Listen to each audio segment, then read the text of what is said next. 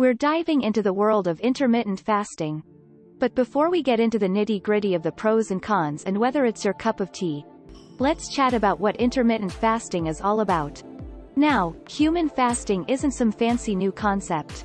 We've been at it for ages. Intermittent fasting is basically a modern spin on something we've been naturally doing. When we hit the sack, our bodies kick into fasting mode. That's a form of intermittent fasting, and our bodies handle it like champs. You might be worried about starving yourself for health benefits, but let's clear that up. Intermittent fasting is not about starving. When you fast, your body taps into stored nutrients and energy sources to keep the engine running.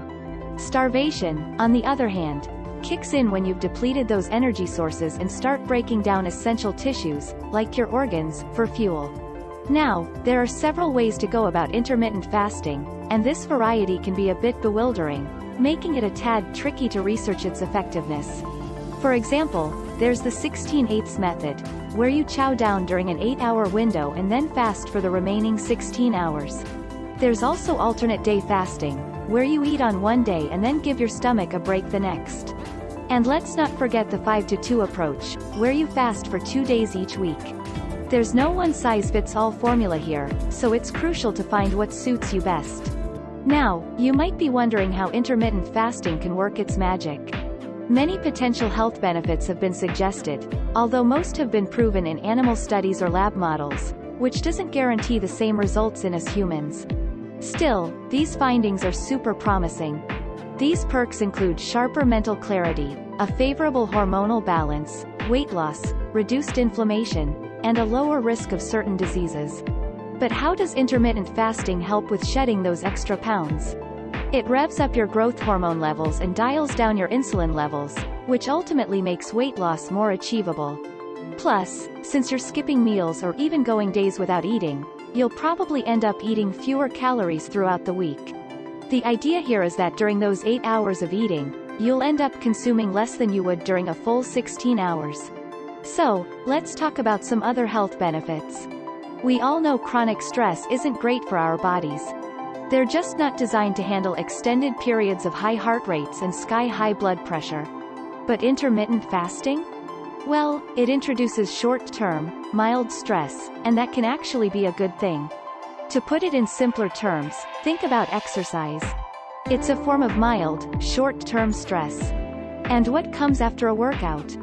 Brain benefits, weight loss, and disease prevention. Similarly, intermittent fasting puts a bit of stress on your body, which results in some pretty cool benefits like amped-up autophagy, which is just a fancy word for getting rid of cellular waste. Increased production of neurotrophic factors, these protect your brain. And a sweet hormonal balance with higher levels of human growth hormone and norepinephrine. Now, let's address a few of the downsides of intermittent fasting. First off, there's a lack of clear guidance on what to eat during your eating windows. We're still figuring out the ideal calorie intake and the best food choices during those times. Secondly, there's no one-size-fits-all when it comes to the best intermittent fasting method.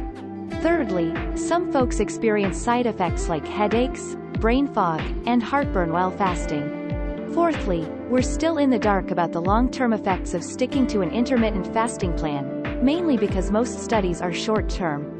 If you're making the switch from an unhealthy diet to intermittent fasting, you'll probably notice some benefits.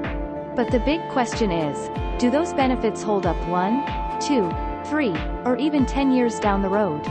We don't have all the answers to that yet. Lastly, not everyone finds it easy to resist cravings on fasting days. So, here's my take on intermittent fasting. It's pretty darn promising, with some solid medical research to back it up.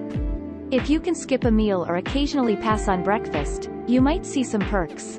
However, I wouldn't recommend going full steam ahead and making it a strict daily ritual, mainly because we're still not sure about its long-term effects.